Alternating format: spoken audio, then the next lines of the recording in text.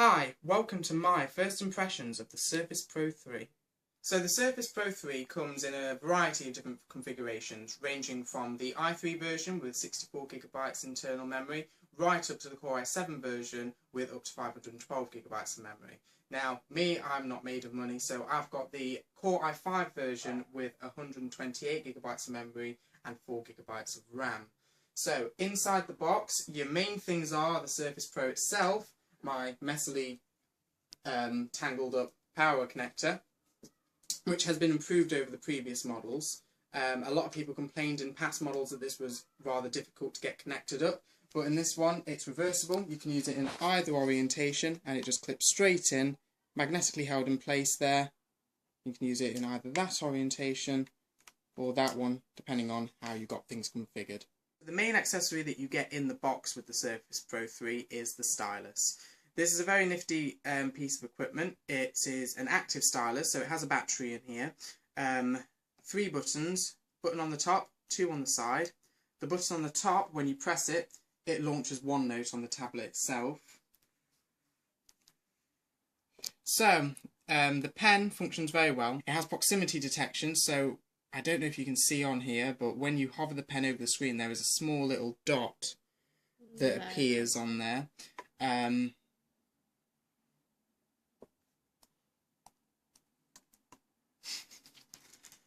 So this is a very good feature for people who want to be able to take notes on the go. Even when the Surface is actually locked, and in sleep mode you can tap this button and it loads up a sort of cut down version of OneNote.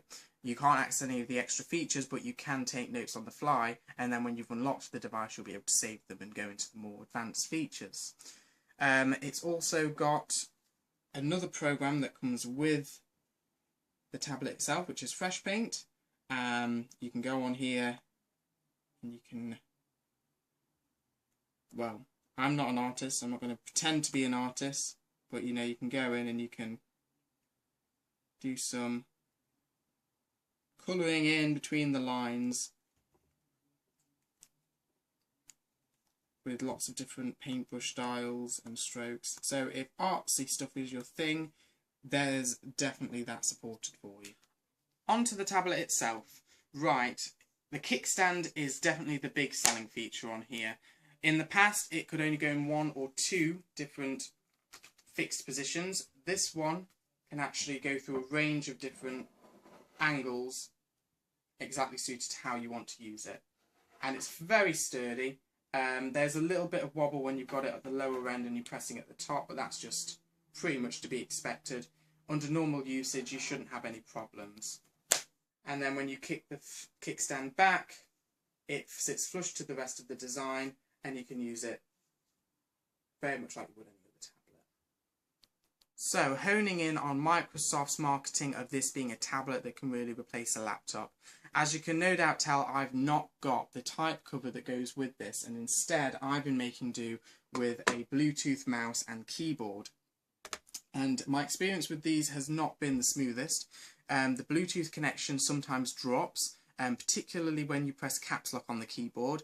Doing a search on the Microsoft forums, I'm not the only one with this issue. Some people suspect it to be a driver issue, and this is one of my many gripes with the Surface Pro 3. It's a device I really want to love, but there's these annoying hiccups that make it just not quite right. So here is one of the issues I've had on several occasions. It's just decided to happen again while camera rolling. Unfortunately, working against it is it's completely gone unresponsive. It's not registering. It's registering the touch commands. I don't know if you can see, but there's a little circle where I'm tapping the screen, but Windows itself has completely locked up. So it's not that the computer altogether has locked up. You can see that the little dot there that follows the pen around when I hover it above the screen, that is all still there and responding, but the live tiles are frozen. It's like Windows itself is just completely locked up and it just does not want to do anything now. Now, last time I was able to reset it forcefully and it rectified the issue, but this is one of my main gripes with it. Microsoft, I really want to love the Surface Pro 3, but this is a device that is more expensive than most tablets on the market. For good reason. It has got much more powerful hardware and it's a much more capable device when it works.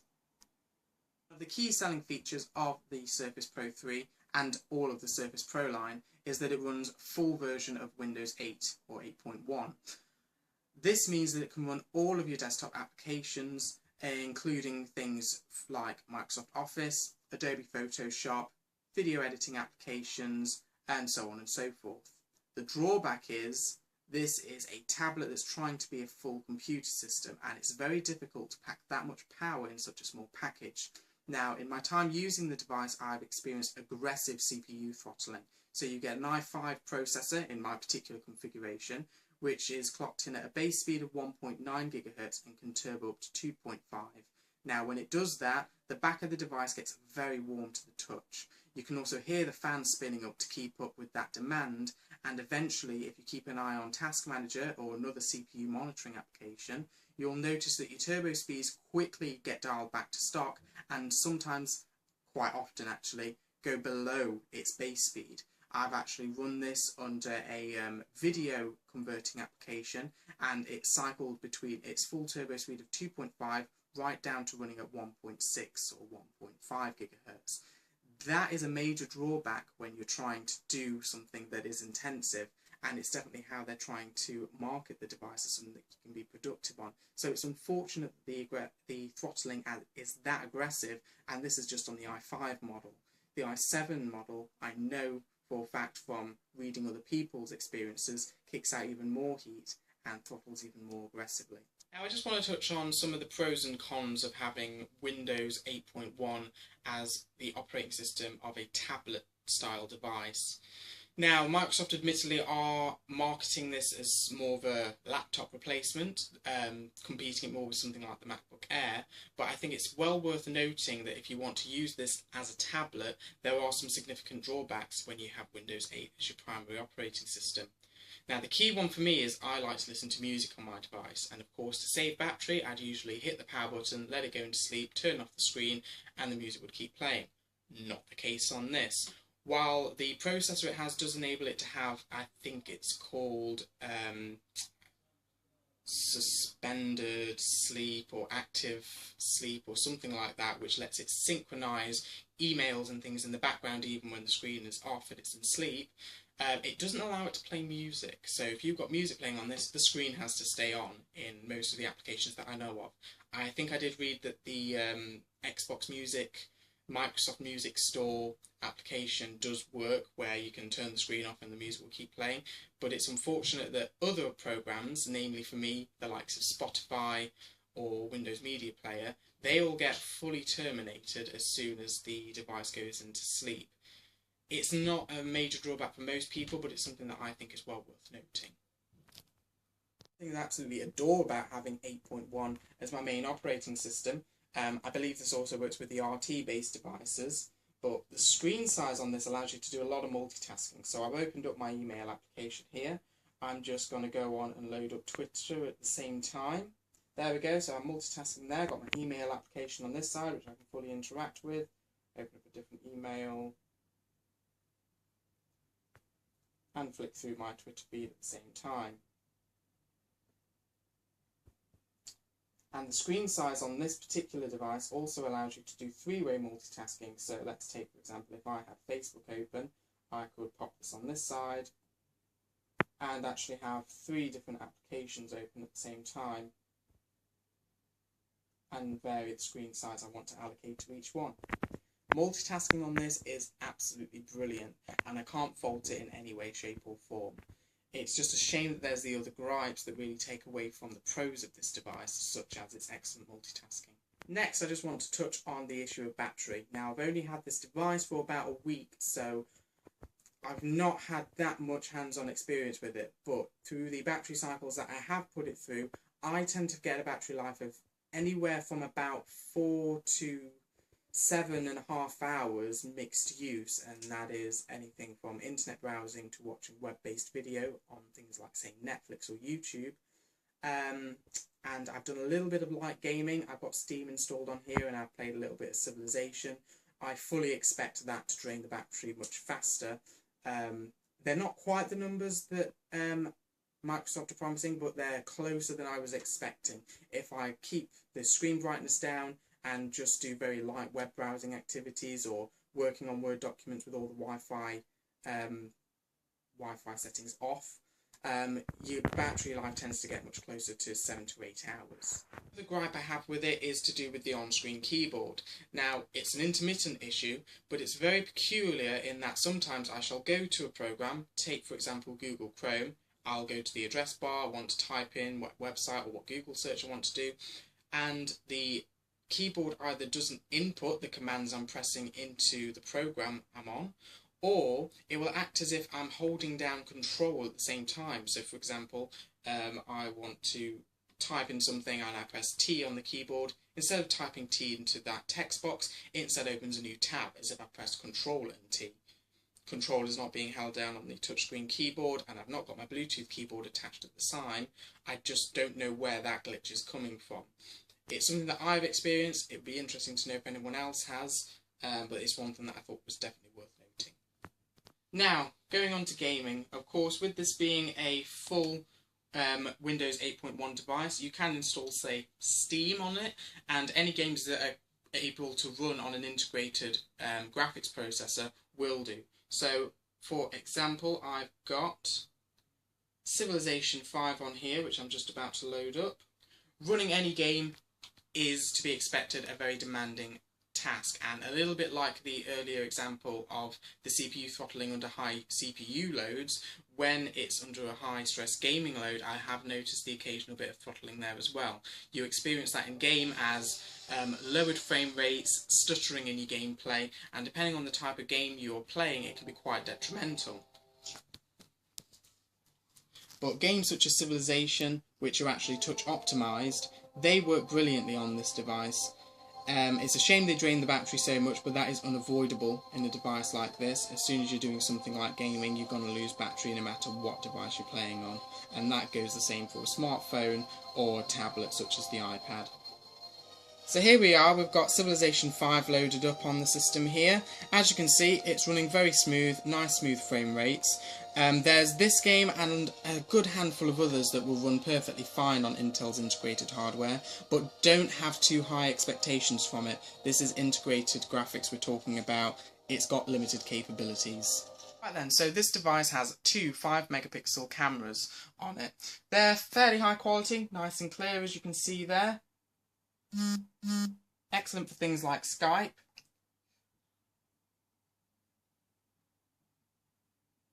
And there's our front-facing camera. And there's my camera woman, Miss Sophie Jones. Check out her channel. She does a lot of gaming things on her channel. Yeah. What I really like about this device is it has privacy lights on. I don't know if you can see, but there's a little white LED up there, so it lets you know when the camera's actually in use. There's another one for the rear-facing camera, if I just swap this back round. This is one thing that I like over a lot of other tablets and smartphones for that matter. You know, with all of the privacy concerns over applications such as the Facebook Messenger allegedly looking and listening to you when you're not aware, it's good to have that kind of feature so you know exactly when your camera is in fact in use. The thing I really wanted to point out about this is that this uses a slightly different aspect ratio to most other products on the market. Most of the tablets and smartphones on the market use the 16:9 aspect ratio. That is the same shape as your widescreen television, meaning that widescreen content, the modern TV shows, YouTube content, it's all made for that aspect ratio. When you watch that full screen, it's going to fill every single part of the screen's display. Compare that to something like the iPad, which uses the 4:3 aspect ratio. It's a more square aspect ratio, but it means that when you are watching widescreen content, you have black bars at the top and bottom of the screen.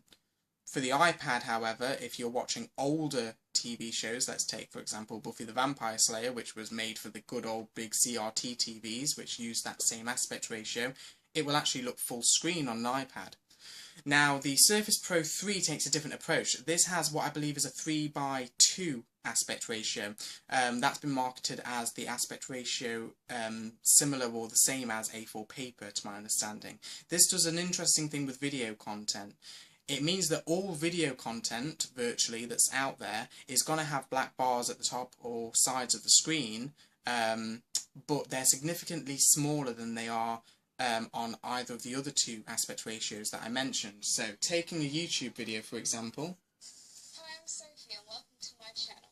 I hope you enjoy watching, and here's just a taste of what's to come. Stewie from Reds. So this is a dark scene, so it doesn't show it off too much, but you can see there's very slight black bars at the top and bottom of the screen.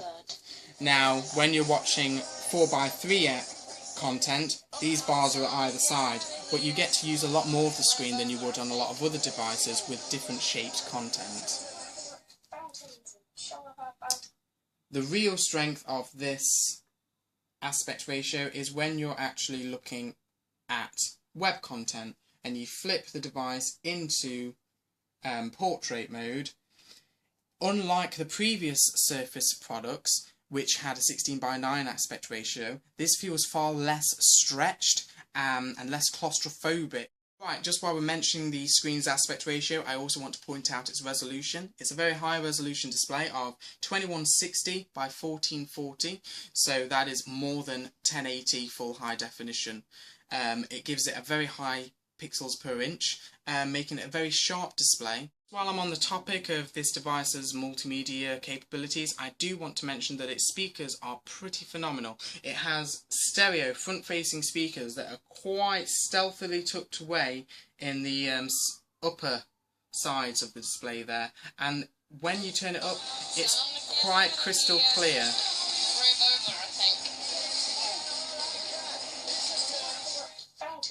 Show off our fountains to the rest of the street. Yes, we shall show off our fountains to the rest of the street. Back to the hiccups that I've had with this device. It's not doing it now, but there have been occasions where this Windows capacitive touch button does not always respond. It will always give its feedback of it vibrates when you touch it. It always does that, but it doesn't always bring you back to the start screen. And when it does that, you have to swipe in from the edge and use the on-screen start button instead. It's a minor gripe, but it's one that's there, and it's another one of those things which I say to Microsoft, it should not be a problem. I've just woken up the device from sleep, and now the Bluetooth has disappeared. I'm in the PC and devices menu, and my Bluetooth option has completely disappeared. It is missing in action. Just going back to the desktop, let's have a quick check on Device Manager. If I can find where Device Manager has gone.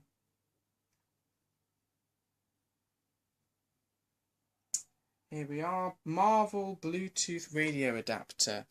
This device is disabled. Why has this device suddenly become disabled? Just like to say, I did not disable the device. I've not flicked any switches or anything. It just vanished. This has happened with the Bluetooth. It's also happened with the Wi-Fi on past occasions as well. I don't mean to be slating this device, but it's little niggly things like this which just shouldn't happen on a device that costs as much as this does.